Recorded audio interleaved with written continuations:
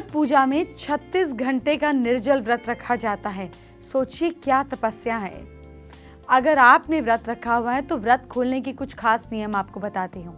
आपने नहीं रखा हुआ तो भी जानकारी आपके काम की है। लेकिन इससे पहले सूर्य के बारे में कुछ खास इंटरेस्टिंग टिप्स और जानकारी आपको देती हूँ। सुबह सनराइज से पहले रात 3 बजे से सुबह 6 बजे तक का जो समय है ये ब्रह्म मुहूर्त होता है। इस समय सूर्य घर के नॉर्थ ईस्ट में होता है। ये समय मेडिटेशन और स्टडी के लिए बहुत बेहतर होता है। सुबह 6 से 9 बजे तक सूर्य ईस्ट में होता है, इसलिए घर ऐसा बनाएं कि सूर्य की ज़्यादा से ज़्यादा रोशनी आ सके। तभी बोलते हैं ना, ईस्ट और नॉर्थ ईस्ट खुला हो, क्योंकि सूर्य की रोशनी में पॉजिटिविटी होती है और इससे नेगेटिव एनर्जी दूर चली जाती है। सुबह 9 से 12 बजे तक सूर्य घर के साउथ ईस्ट में होता है। ये समय खाना बनाने के लिए बहुत अच्छा होता है।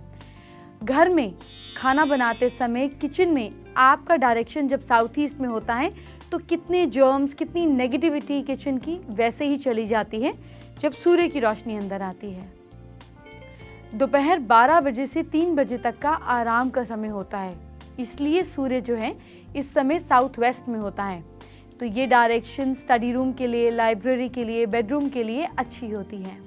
शाम को 6 से 9 बजे तक का जो टाइम होता है ये समय खाने का, बैठने का, पढ़ने का होता है, इसलिए घर का वेस्ट कॉर्नर डाइनिंग रूम या लाउंज के लिए अच्छा रहता है।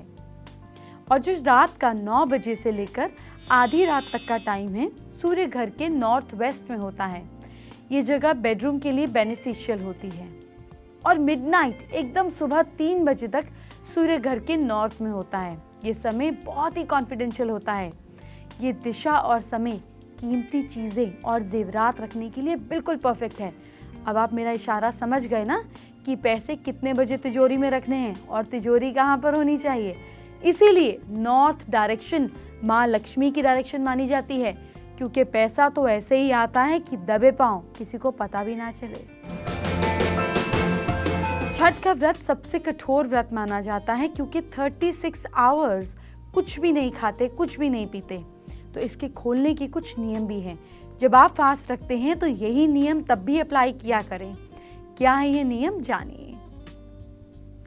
3 दिन का कठिन निर्जला उपवास तोड़ने के लिए सबसे पहले थोड़ा सा अदरक चबाकर खाना चाहिए।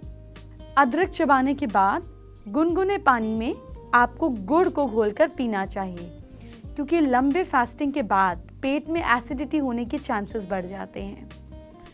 खाने में लौकी ज़रूर खाएं, क्योंकि ये पेट को ठंडा रखने में मदद करती है। लौकी आसानी से डाइजेस्ट हो जाने वाली सब्जी है। ये पेट में एसिडिटी रिलेटेड किसी भी प्रॉब्लम को दूर करने के लिए बहुत हेल्प करती है। लौकी में पानी की क्वांटिटी ज़्यादा होने की वजह से जो आपकी फास्टिंग है वो शरीर में जो पानी का लॉस हुआ होता है उसको पूरा कर देती है। तो फिर आपको एक बार में ज़्यादा खाना खाने से बचना है। घंटों तो खाली पेट रहने के बाद एकदम से पेट भरने के लिए एकदम खाने पे नहीं टूटेगा, फिर पेट दर्द की प्रॉब्लम भी हो सकती है, बल्कि डाइजेशन में भी आपको परेशानी हो सकती है। व्रत के बाद प्रोटीन से भरा हुआ खाना लेने की कोशिश करनी चाहिए, जिससे आपकी बॉडी में खूब एनर्जी हो और जो एनर्जी लॉस हुआ है उसे पूरा कर सकें। तो ऐसे में आप कुछ ऐसा खा सकते हैं जैसे पनीर हो गया या स्प्राउटेड खाना हो गया। फास्टिंग के बाद तेल मसाले वाले खाने से बचने की कोशिश करनी चाहिए। मिठाइयाँ और तले हुए फूड से दूरी बनाए रखिए। सब्जियों में लौकी या फिर कद्दू, टमाटर, भिंडी, दाल, दही, ये आइटम्स आप ले सकते हैं।